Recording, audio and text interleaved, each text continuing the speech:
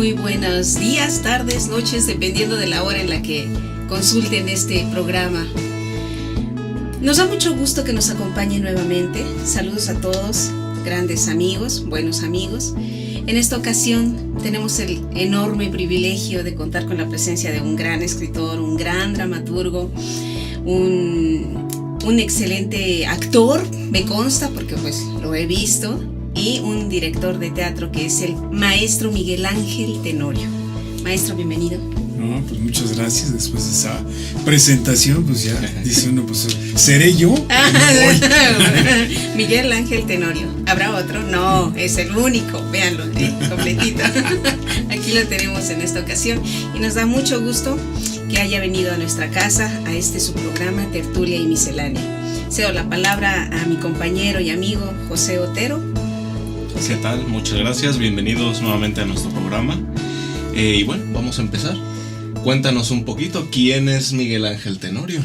Pues Miguel Ángel Tenorio, te voy a decir, como muchas veces que voy a las escuelas a platicar con los niños que han leído mis libros, digo, miren, yo tengo, por ejemplo, ahorita ya tengo 62 años, tengo un poquito más de 40 de estar viviendo profesionalmente de la pluma, y tengo 15 años de mi segunda profesión, que es la de contador público, más no titulado, sino contador público de historias.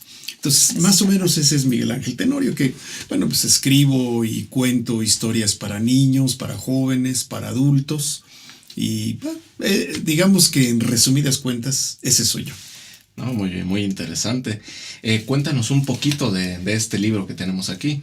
O sea, bueno, tiene que ver con los jóvenes de hoy en día, ¿no? Con las redes sociales, con la problemática. Con de vivir en la web. Sí, este libro, bueno, son una serie de cuentos, son 3 cuentos. Uno que se llama Bienvenida al Mundo Eva, que es una chava que se mete al internet pues porque está aburrida de la vida, como le pasa a muchos adolescentes, y entonces de pronto encuentra la posibilidad de a lo mejor encontrar un galán. Y se empieza a embarcar en ese sueño, pero de pronto, bueno, le suceden muchas otras cosas que vale la pena que lo lean. Luego hay otro cuento que, por cierto, les gustó muchísimo en las prepas del gobierno del DF, tanto que hicieron hasta un concurso de video para hacer grabar ese cuento, que se llama Los horribles muñequitos de Batman. Y es una relación difícil, ríspida, entre un joven y su mamá, que se acaba de separar del papá, y entonces, bueno, toda esta relación que siempre sucede, no, tu papá es un desgraciado, y el hijo sintiendo que eso no se puede, y entonces, bueno, hay un momento en el que el hijo está ya hasta el gorro de la mamá, y pues la quiere matar, ¿no? Entonces de eso se trata el cuento. Más o menos, perdón, la interrupción. No, nos vas a contar del bueno, tercer cuento, sí, falta el tercer cuento. No se vaya a quedar así a la mitad. Sí. Entonces está el tercer cuento que se llama Las bondades del Emilio. Es también una adolescente que de pronto no sabe lo que le pasa, siente que algo tiene, pero no sabe. Y entonces dice, le voy a consultar a mi tío. Pero es que mi tío ya no es mi tío porque se acaba de separar de mi tía. Entonces es mi ex tío, pero ¿seguirá siendo mi tío? ¿O me seguirá, o ya no será mi tío? A lo mejor ya no me quiere ver, o a lo mejor sí, pero yo todavía lo quiero. No, pero a lo mejor él ya no me quiere. Entonces, toda esta serie de dudas con respecto a lo que tiene que ver con la institución de la familia en función del adolescente, creo que esto es lo que plantea esta cuestión. Y también, por otro lado, esa parte que muchas veces les pasa a los adolescentes, que de pronto no saben ni por qué se sienten mal, y de pronto tampoco saben por qué ellas se sienten bien. Bueno, me imagino que es parte de la edad, ¿no? O sea, es un mar de emociones, no saben interpretar, es experiencia también en la vida. Sí. Entonces, de eso se trata, vivir en la web, @. Muy bien. Ahora sí te vamos a avasallar con las preguntas. A ver, más o menos en tu haber, ¿cuántos libros tienes ya escritos y editados? Te voy a decir que... Escritos y editados. Te voy a decir que estoy como en la... Acabo de ir precisamente otra vez hace unos días a una escuela con los niños, y me volvieron a hacer la pregunta, oye, ¿y cuántos libros tiene? Y entonces yo les comenté que hace algunos años yo fui a la feria del libro, bueno, todos los años voy a la feria infantil del libro, esta que se hace, bueno, que se hacía en el Centro Nacional de las Artes, porque ahora lo van a hacer en el Parque Bicentenario, pero yo siempre he ido ahí, o sea, llevo muchos años ahí. Y me acuerdo que una vez en una presentación uno de los niños levanta la mano y me dice, oiga, ¿y cuántos libros tiene? Y le dije, ay, pues mira, yo creo que son como 30. Y me dice, no es cierto. Y yo le dije, ah, caray, ¿cómo? Me dice, es que el año pasado yo vine y usted dijo igual que tenía 30. Entonces ya debe tener como 32. Y le digo, pues a lo mejor sí, como 32. La verdad no he hecho la cuenta, pero sí han de ser por ahí 35, algo así. Más hay o algo. menos. ¿Y sin editar? ¿Qué tienes ahí en el escritorio? No, pues acá sin editar tengo por lo menos tres novelas, 2 para niños y una para jóvenes, que sí, ya me gustaría que pronto salieran, pero bueno, pues no se han dado las condiciones. Perfectamente. Okay. Platícanos tu experiencia acerca de cómo te acercaste a las letras desde tu infancia, ¿nos comentabas un día? No, pues yo sí tendría que decir como dicen las cantantes de ranchero, no, pues yo desde chiquito le hacía esto. Sabías que porque a mí pues sí, como que desde el principio me gustaba el hecho de escribir. No sé muy bien cómo se dio esto, pero me gustaba. Y yo recuerdo que debo haber tenido como 8 años y acababa de leer La Isla del Tesoro de Robert Louis Stevenson. Y me acuerdo que se me ocurrió como que escribir los capítulos que como que se le habían olvidado a Robert Louis Stevenson, entonces estaba yo empezando a escribir. Entonces agarraba algunos de los personajes que a lo mejor aparecían un momentito y entonces yo lo tomaba y le inventaba su historia. Y ya después como que empecé a escribir más. Pero yo creo que un momento que se volvió decisivo para mí fue el movimiento estudiantil de 1968. Yo tenía 14 años, estudiaba en la prevocacional 3 del Politécnico, por lo tanto, pues me vi involucrado en el movimiento. A mí me habían elegido jefe de grupo, entonces yo iba a las reuniones y todo esto. Y al final del movimiento yo me quedé siempre con un deseo de escribir algo. Si yo algo, no sé qué, algo que la gente vea. Sí. De alguna manera estaba pensando en el teatro. Y pues como que ese deseo fue muy importante. Empecé a escribir unas obras. Llego con mi maestro Carballido a los 16 años al taller que él tenía en el Politécnico, en difusión cultural.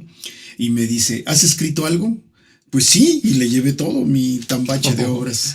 Entonces me dice, las voy a leer y la semana que entra vienes y te digo si te acepto en el taller o no. Y pues toda la semana andaba yo así. Ni dormía. Que sí me vaya a aceptar. Sí, qué maravilla, pues sí. Y llego el siguiente sábado y pues pasa toda la sesión del taller y no me decía nada. Y yo así como, hijo. Luego nada más me preguntaba, ¿tienes algo que opinar con respecto a lo que acaban de leer tus compañeros? No, pues sí, tal cosa ya. Pero era muy, pues yo así como muy pudoroso, no quería decir nada. Muy sutil, ¿no? Entonces ya al final me dice, mira, ya leí lo que escribes. Tus obras son feas, pero interesantes. Tienes que aprender a escribir. Por lo menos fue una así. Dice, tienes que aprender a escribir. Y entonces lo que es curioso es que me dijo, vas a escribir algo, pero nada que tenga que ver con el 68 ni con la política. Escribe algo. Y años después lo entendí, porque yo creo que todas esas pequeñas obras que había escrito yo eran bien panfletarias. Arriba los estudiantes, abajo el gobierno. Entonces, eso pues es panfleto, no es teatro. Sí, claro. Entonces, finalmente, bueno, pues ahí ya escribí 2 primeras obritas que pues a mis compañeros les gustaban, se divertían. Entonces eso me dio un poco la seguridad de que seguramente lo que yo escribía pues, les gustaba. Y la tercera obra sí como que no me pude contener y fue una obra que hacía una alusión al 68, que se llama una obra El paletero tenía la razón. Y es una obra además un poco peculiar porque cuestiona mucho la actitud de la sociedad en términos generales con respecto al 68. Yo tenía 17 años y me salió de lo más profundo, pero ya visto a la distancia me doy cuenta que era pues se puede decir que una obra hasta irreverente sobre el 68. Claro. Entonces digamos que eso fue pues todo mi recorrido. Qué bien. Pues tienes buenas experiencias para compartirnos. Qué bueno, muchas gracias. No, claro. Y de lo que te enseñó o de lo que aprendiste del taller con el maestro Carballido, ¿qué puedes compartir? ¿Qué puedes desgajar en resumen, que nos puedes compartir a las nuevas generaciones o nuevos jóvenes que estén pensando en escribir? Porque escribir te libera, ¿no? Si estás estresado, si traes alguna idea ahí, también te atrapa, ¿no? Te lleva a la emoción, la imaginación, mil cosas. Pero hay una técnica, como en todo. Sí, bueno, del taller yo debo decir que el taller, lo que para mí fue muy importante es que escuchábamos obras, comentábamos, las platicábamos. Y yo creo que, por ejemplo, lo que yo mejor aprendí del taller fue a poder impartir talleres más o menos siguiendo el esquema del maestro, en el sentido de que él como que nos propiciaba mucho la libertad y que adquiriéramos la seguridad en lo que hacíamos. Por ejemplo, nunca nos imponía alguna cuestión como que no, es que deberían ir por acá, no, al contrario, alentaba esa libertad. Sí. Yo me acuerdo que escribí muchas primeras versiones de varias obras, pero poco, solamente concreté yo creo que 4 pequeñas obritas.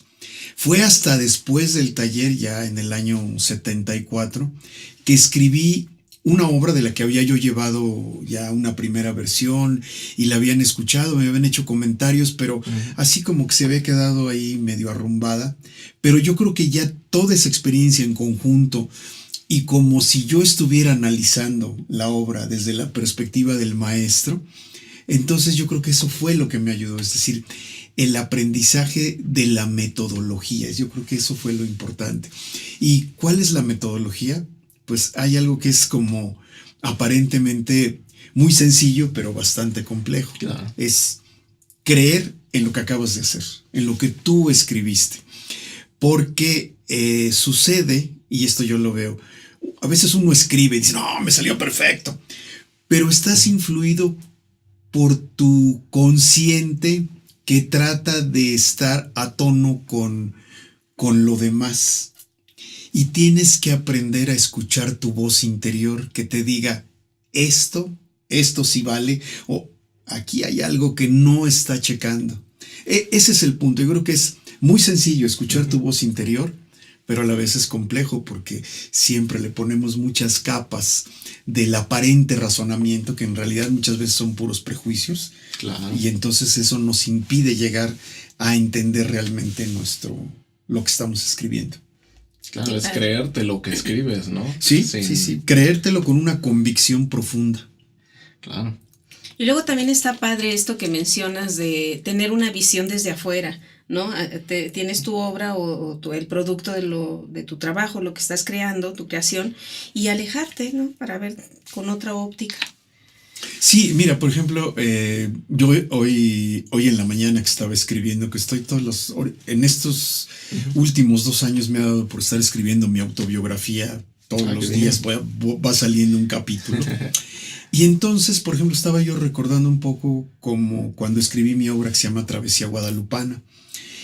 Yo la primera versión de la obra la escribí la Semana Santa de 1992. Y ahí la dejé. Al año siguiente, en la Semana Santa, la volví a tomar. Y reescribí muchas cosas, aunque al final la versión original permanecía, pero sí fui como que apuntalando varias cosas. Y ya luego en una lectura, un amigo, Héctor Bertier, director de teatro, me pidió la obra para estrenarla. Y obviamente yo se la di, nada más le dije, dame chance de hacerle algunas correcciones. Y en la Semana Santa de 1994, o sea, curiosamente el Semanas Santas, le di una revisada. Aunque realmente ya no era mucho la revisada, porque realmente la obra, se le quitaba una palabra, una coma, pero luego se la volvía a poner, entonces ya, la obra ya estaba. Pero sí, fue como que esa distancia, sobre todo la parte fundamental, 1992, al año siguiente, 1993, tuve como que ahí dejé la obra y la seguí como que trabajando mentalmente, me llegaban parlamentos, escenas, los revisaba, pero ahí se iban guardando en la mente. Ah, mira, qué curioso. Y es que también aprovecha uno esos días, ¿no? Que son también de descanso, de reflexión, para hacer cosas que se quedan pendientes en algunas Bueno, ocasiones. en mi caso no fue así, ¿eh? Más bien lo que sucede, yo traía una inquietud por ahí, ¿no? Que me andaba dando vueltas con respecto a esta imagen de la Virgen de Guadalupe y la gente que va y le reza y todo esto el 12 de diciembre. Es algo que siempre así como que me daba vueltas y vueltas.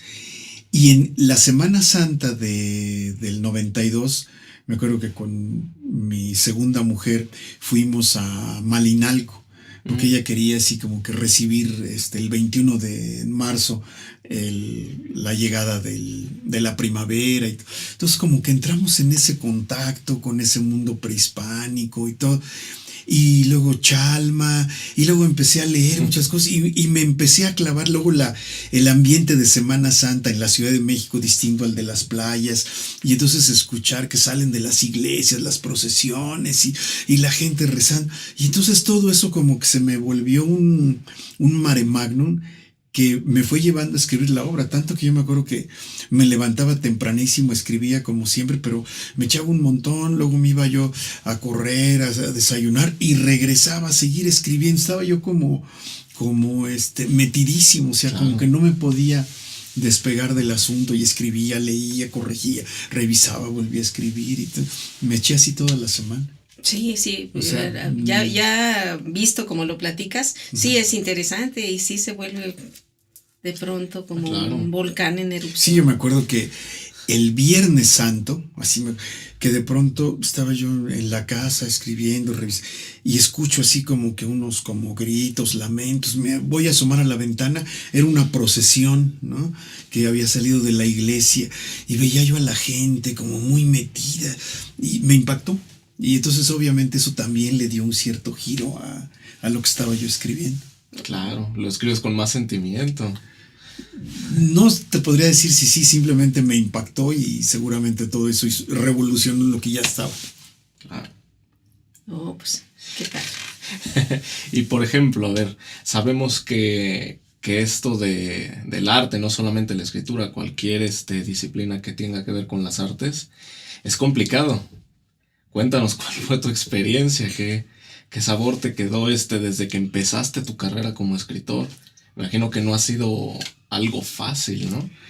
Pues mira, ya he tenido como que grandes triunfos y grandes fracasos, ¿no?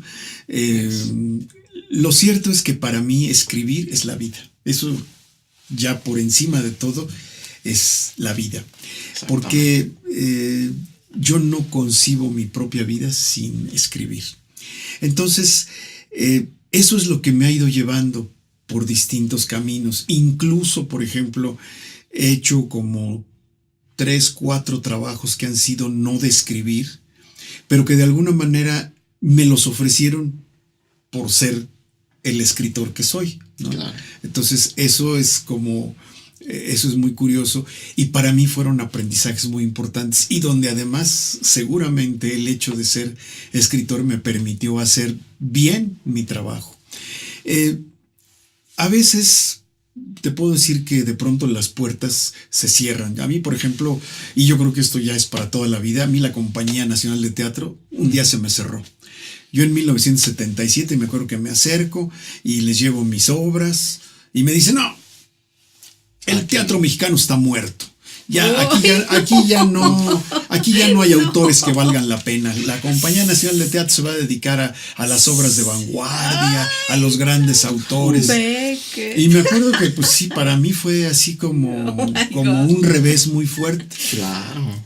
Y se dieron coincidencias. Por ejemplo, al año siguiente, afortunadamente me dan un premio de la revista Punto de Partida. Okay. Un amiguísimo mío que además es como que gran lector de mis obras, aunque dice que él nunca las va a ver al teatro porque lo van a decepcionar. Okay. Él sí quiere quedar con la imagen de la lectura. Sí. Él, Marco Antonio Campos, un gran poeta, él tenía a su cargo la revista Punto de Partida, y entonces tenía un programa de radio, en Radio UNAM. Entonces me invita a raíz del premio. Esto fue en 1978, a principios. Y me acuerdo que entonces yo aprovecho el espacio y digo, no, la Compañía Nacional de Teatro no se puede, y son así. Los azares del destino son maravillosos. Esa entrevista la escucha, pasaba un viernes en la tarde, Guillermo Serret, que fue un hombre muy generoso, un promotor de teatro, de la cultura por muchos años. Y en ese momento él estaba trabajando en una oficinita chiquita auxiliar de la Rectoría General de la UAM. Y entonces pues, él escuchó ahí la entrevista. Él me conocía poco, pero sabía más o menos de mí. Y sabía que yo era estudiante de la UAM Xochimilco, alumno de la primera generación, estaba yo por salir. Entonces me busca y me dice, bueno, a ver, Miguel Ángel, aquí está la universidad, ¿qué podemos hacer para ayudar a los dramaturgos? Pues estrenar sus obras. Necesitamos más Serrets. Sí, exactamente, es lo que yo digo. Gente como él, sí. La necesitamos. A raíz de eso surgió el movimiento que se conoció como la nueva dramaturgia mexicana, de la cual surgieron muchos autores. Yo tenía la ventaja de que yo había, digamos que surgido a la escena profesional en 1975, entonces yo ya había estrenado. Entonces eso fue como que lo que cobijó el asunto, el que yo ya había estrenado, el que yo era alumno de la UAM, de la primera generación.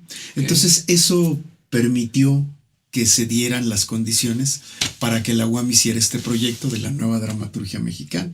Entonces te digo, por un lado, pues enfrentarme con la Compañía Nacional de Teatro, que me dijo que no. Y de pronto vino la respuesta por parte de la UAM, que abrió para que hubo como 36 montajes profesionales, es decir, muchos autores surgieron a la luz, Sabina Berman, Víctor Hugo Rascón-Banda, Oscar Liera, en fin. Sí, Hugo Argüelles. Bueno, Hugo ya estaba desde antes, pero es de esta nueva dramaturgia, que o sea, éramos los autores que nadie había estrenado. Sí, se les dio la oportunidad a las nuevas generaciones, ¿no? Incluso.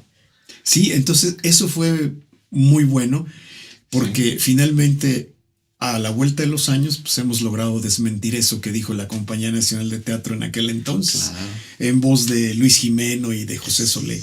No, que el teatro mexicano estaba muerto. Pues no, resulta que sigue vivo. Claro que sigue vivo. Bueno, háblanos de algo que a mí me apasiona, que me encantaría compartir con nuestros seguidores. El teatro para niños. Pues mira, el teatro para niños es muy curioso. Yo realmente no me había planteado hacer algo para niños. Como que mis obras eran como de jóvenes.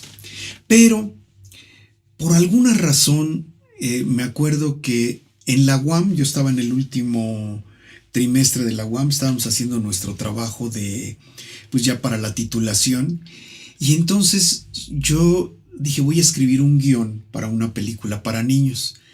Pero entonces, como me sentía muy inseguro, dije, antes de eso me voy a entrenar escribiendo una obra de teatro para niños. Entonces me acuerdo que la escribí así bien rápido, que se la llevo a mi maestro Carballido, y apenas pues la acababa yo de escribir, tenía como 2-3 días, ni siquiera la había yo como así disfrutado. Se la llevo a ver cómo la ve, y me dice, dámela, la voy a publicar. No, pero déjamela, porque yo todavía, no, ya. Olvídalo, que querías cambiar comas. Y entonces como que, la verdad que yo sentí que es como si me hubieran arrebatado un hijo, ¿no? Porque, bueno, pues ya la publicó y todo, pero como que sentí que algo me faltó. Y yo creo que eso me dejó así como que también girando durante cierto tiempo.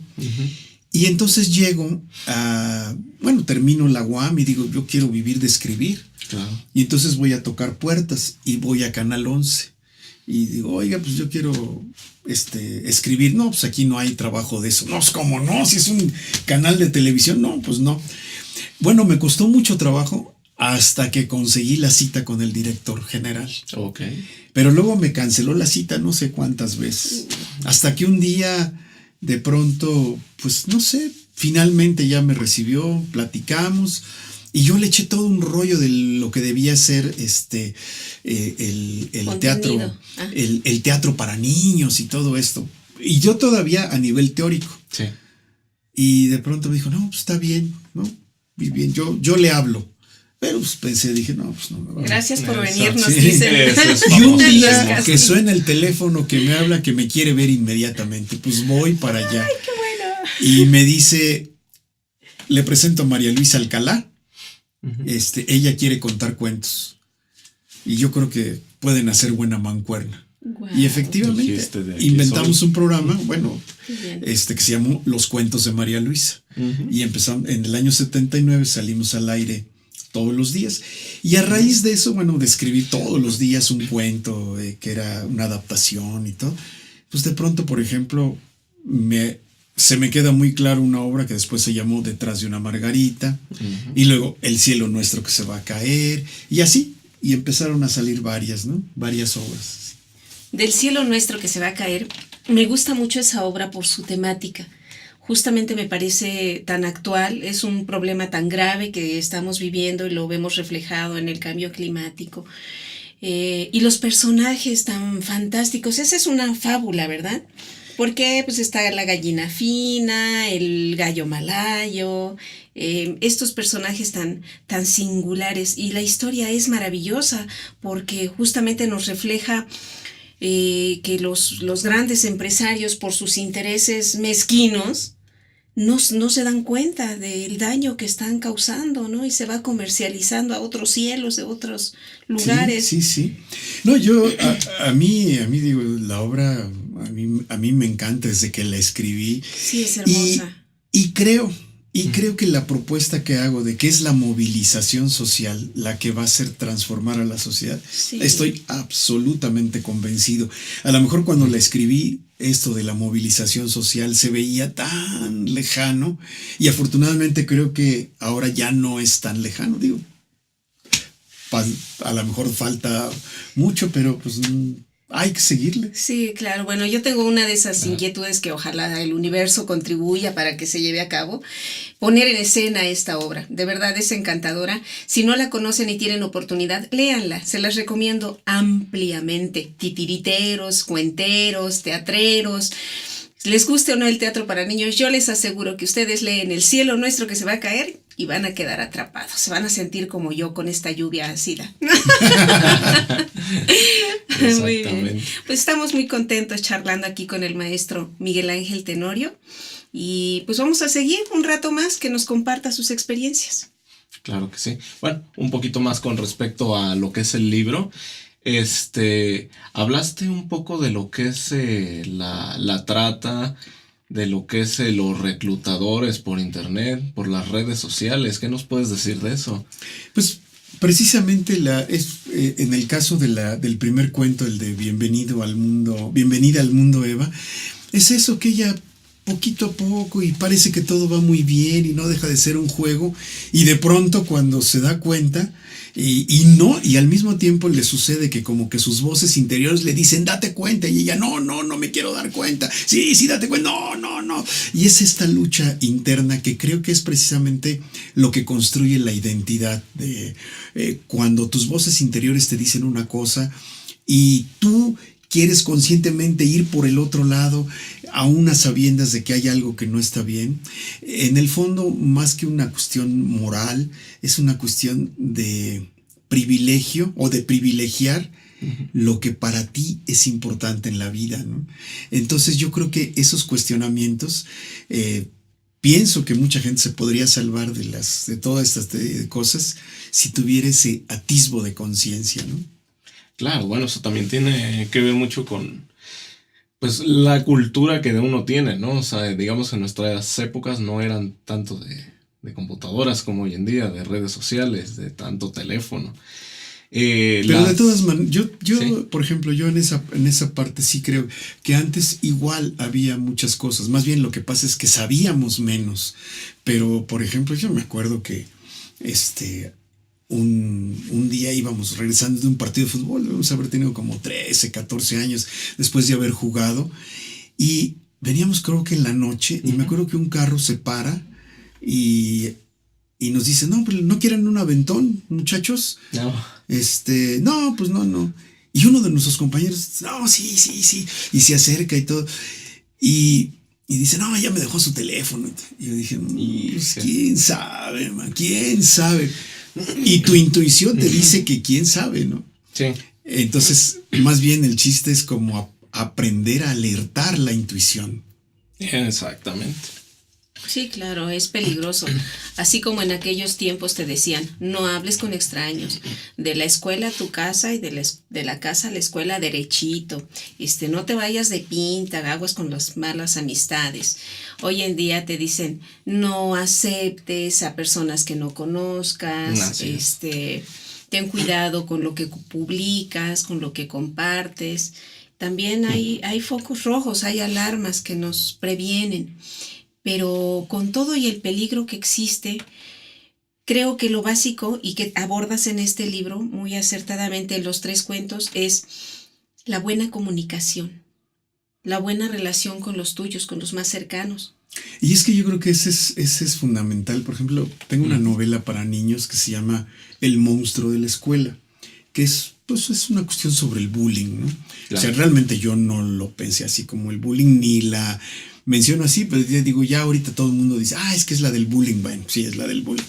Ajá. Pero para mí lo que se vuelve muy importante es el chavito que está siendo acosado, que se llama Felipina en la novela, de pronto no se atreve a decir las cosas, ¿no?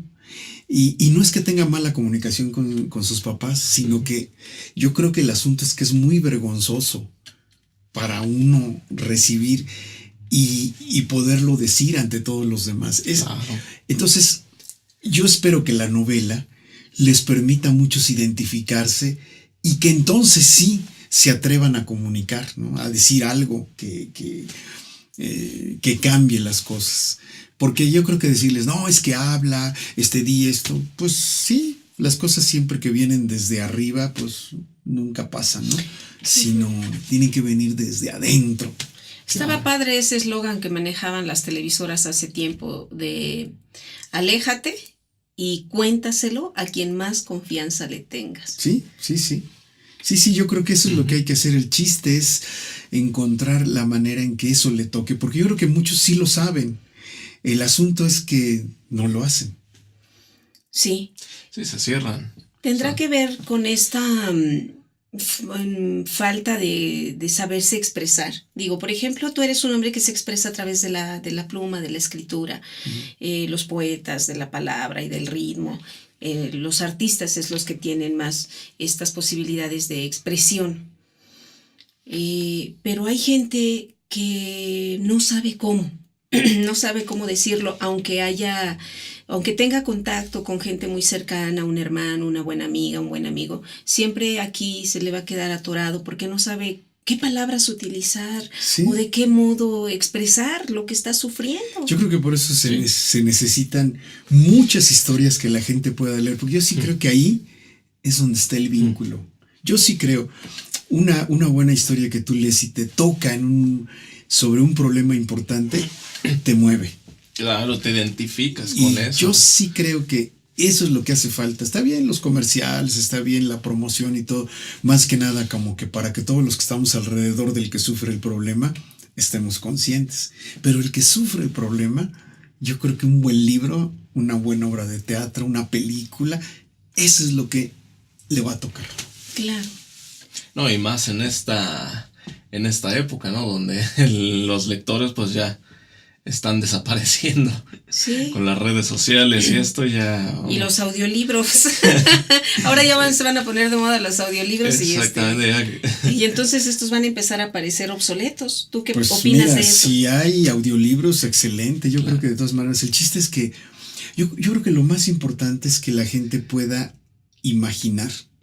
Porque al imaginar hay otro mundo alcanzable, sí, que puede ser siempre mejor, ¿no? Y pues no deja de ser, cuando imaginamos algo mejor, en cierto sentido lo empezamos a construir. Claro. Sí, efectivamente. Ya sea que vas al cine, ves una buena historia, que escuchas una buena letra en una buena canción, un buen cuento, como bien comentas, aunque sea en audiolibro. Sí, ¿no? Yo creo que tienen su función importante. El chiste es que puedan imaginar, ¿no?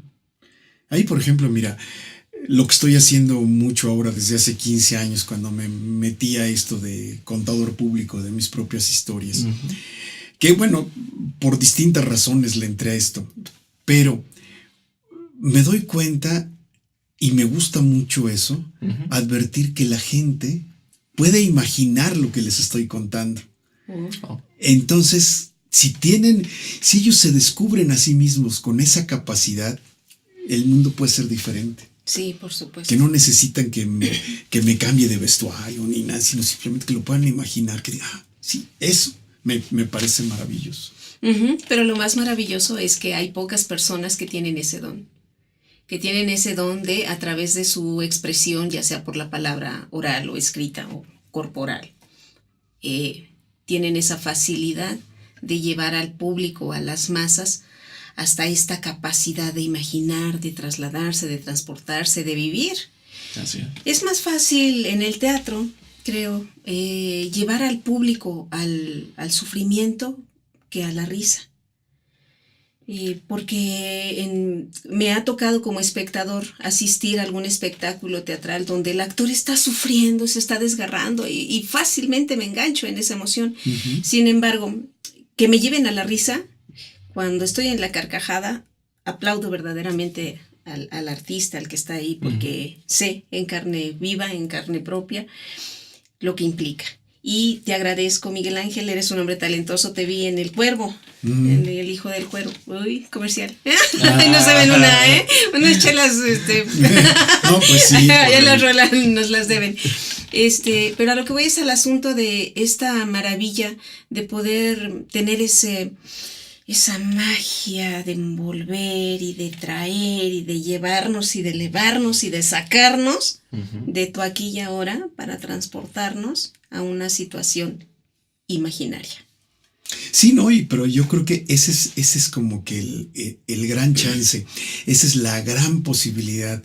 Los libros, las películas, las obras de teatro, los cuentos que uno cuenta en vivo, todo eso tiene que tener esa capacidad de sacarlo, para que entonces el espectador se nutra de algo maravilloso. Lo que también creo que es muy importante es que los espectadores se den cuenta que eso es posible. Claro. Por eso muchos potenciales espectadores no son espectadores, porque tú les preguntas, oye, ¿y has ido al teatro? No. ¿Por qué? Pues es que es bien aburrido. A ver, ¿y qué obras has visto? No, claro. Pues ninguna. Y entonces, ¿cómo dices que es aburrido si no has visto ninguna? No, pero me imagino. Que es lo mismo que con la lectura, ¿no? Que también dices, oye, ¿por qué no lees? No, pues es que es bien aburrido. ¿Qué has leído? No, pues nada. Y entonces, ¿cómo sabes que es aburrido? ¿Cómo sabes, pues es que así es. Entonces, si se dieran la oportunidad de adentrarse en esas aventuras, yo creo que su percepción cambiaría. Yo por lo menos me siento muy complacido de que creo que mis libros hacen que luego que mucha gente que no dicen, ay, es que no sé, los leen y algo ha cambiado. Entonces eso a mí me gusta. No, eso está bien, por lo menos tener un buen referente de la lectura o del teatro, como dices. O sea, no sé, a lo mejor hay personas que van al teatro y se encuentran cada cosa que dicen. Bueno, pues, ¿qué obra viste, no? O sea, si ves una obra que no vale la pena, que es de bajo presupuesto, que los actores son malos, pues bueno, también hay libros malos. O sea, hay que reconocerlo. Sí. Sí. Hay cada lectura que incluso que lo venden en sitios importantes, que tú dices, oye, pues ¿cómo permiten que esta lectura esté aquí, no? Pues sí, pero pues ahí sí. Que es lectura totalmente la comercial. La libertad de elección. O sea, lectura y psicología pop, ¿no? Que te quedas, bueno, ¿qué es esto, no? Entonces... Sí, ahí, por ejemplo, ahorita que dices psicología pop o lo que sea, como los libros de autoayuda, muchas veces la gente sí los toma porque te dan una receta, pero siento que finalmente no les transforma la vida. Entonces... pues sí, los compran, les cueste lo que les cueste, escuchen lo que quieren escuchar. Ah, sí, cierto. Al hijo hay que regañarlo 7 veces al día, ¿no? Pues no, sí. pues no. Pero cuando de lo que se trata es a lo mejor Sí. buscar, provocarle en el fondo que sea capaz de decidir. Así es. Entonces, eso a lo mejor un libro, un cuento, una obra de teatro, una película, por ahí va a tocar esa fibra. Exactamente. Oye, qué maravilla acabas de decir, que sea capaz de decidir. Me encantó, porque inmediatamente me remite a estas situaciones que a veces la gente vive, que las he observado, de personas que no son capaces de decidir, siempre están pidiendo opinión. ¿Y tú qué opinas? Porque mi esposo, porque mi hijo, porque mi trabajo, porque mi madre, etcétera. ¿Tú qué opinas? ¿Tú qué me dirías? ¿Tú qué me aconsejas? Y al contrario, también me ha tocado observar a personas que pues simplemente les estás contando, les estás compartiendo una situación y lo primero que hacen es, deberías de hacer esto, deberías de hacer aquello, porque lo que te conviene es esto, lo que yo creo que lo que te conviene es lo otro, y ¿por qué no has hecho lo que te dije? Y están sobres, ¿no? Sí. Entonces dices, oye, ¿qué onda? Pues yo personalmente he tenido la maravillosa experiencia y oportunidad que me ha dado el universo de poder decirle a alguien, no te metas. Déjalos que decidan, es su vida de cada uno. Dale la libertad de elección. O déjalo que sea independiente, que se flete, que le sufra, que le piense y que decida. Sí, no, yo creo que eso es lo que en el fondo sería muy importante, formar gente que sea capaz de decidir. Pero tienes que dar unas herramientas, unos referentes, porque si va por la vida así como tal, se encuentran esos libritos. Ya estás de metiche, déjelo que se caiga, que se levante para que aprenda, y si no se cayó y no aprendió, pues tendrá que volver a caer. No, como los personajes de los 3 cuentos de aquí, de alguna manera los 3 tienen que decidir. Exactamente. Y están colocados en una coyuntura en la que en un momento dado tienen que tomar una decisión. Y a mí me gusta mucho buscar, a mí me gusta mucho trabajar sobre eso, sobre esos puntos que de pronto alguien tiene que decidir y cómo le hace, ¿no? Claro, y aquí los 3 personajes deciden, afortunadamente. La chica decide, a final de cuentas, no subirse a ese auto, no cerrar la puerta, y decide platicárselo a su madre. Así es. Sí, el muchacho de los muñequitos de Batman decide reclamarle a su madre y expresarle el dolor que él tiene. Hombre, para ti mi papá fue un desgraciado, para ti, no para mí. Sí, no tenías derecho. Si tú me reclamas que estoy llegando tarde y que de dónde vengo, bueno, ¿con qué derecho yo también puedo decirte?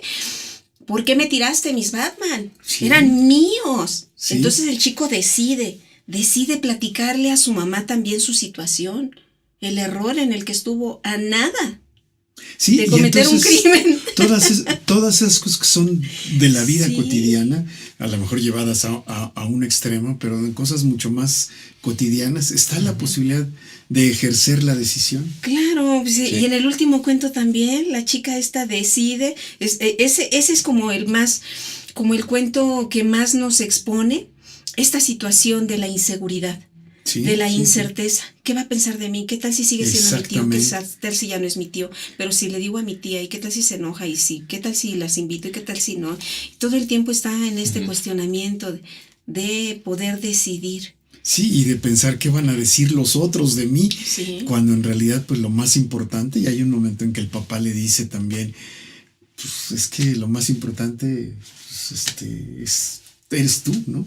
Claro, y ella asume también sus responsabilidades a partir de estos monstruos, ¿no? El enano verde y el superagente 09 y la mujer del hielo, ¿no? Sí. De estos 3 creo que está muy acertado cuando tenemos el diablito, el angelito, y él piensa con los pies en la tierra, con la cabeza fría, fuera emociones y fuera diablitos y angelitos y las cosas con plena razón. Sí, porque yo creo que esa es la parte que más nos cuesta, decidir, pero pues sobre eso hay que trabajar. Por eso piénselo 3 meses antes de decir sí. Antes de comprarse su vestido blanco, piénselo y repiénselo, porque es una gran decisión. Y si es necesario una semana antes de decir que no, Pues se Claro, dice que no. hasta ese mismo día se vale con la pena y con los invitados, ni modo. Igual decidan una buena carrera que les llene, que les satisfaga. Claro que si deciden a media carrera tirar la toalla, muy respetable, es su decisión. Si ustedes deciden darle like, por favor, decídanlo a este video. Y si deciden suscribirse y recomendarnos, por favor, decidan eso. Nosotros decidiremos quererlos cada día más y agradecerles desde el fondo de nuestro corazón. Muchísimas gracias, maestro Miguel Ángel. Ha sido un gran placer tenerte en este estudio. Yo creo que podríamos seguir contigo charlando porque estoy segura que tienes muchas experiencias que compartirnos, que contarnos. Pero yo prefiero que te lean, que te busquen, que busquen tus libros y que te encuentren a través de ellos. Muy bien, ¿no? Pues encantadísimo. Muy bien, muchas gracias por ver nuestro programa. Bueno, claro, no olviden suscribirse, darle like. Y muchas gracias por estar aquí. No, pues, gracias. Muchísimas gracias a ustedes que me invitaron. Ya saben, se llama Vivir en la Web A. Y así vemos a los chicos hoy en día. Y no tan chicos, y hasta grandes y muy grandes. Cuídense. Bye.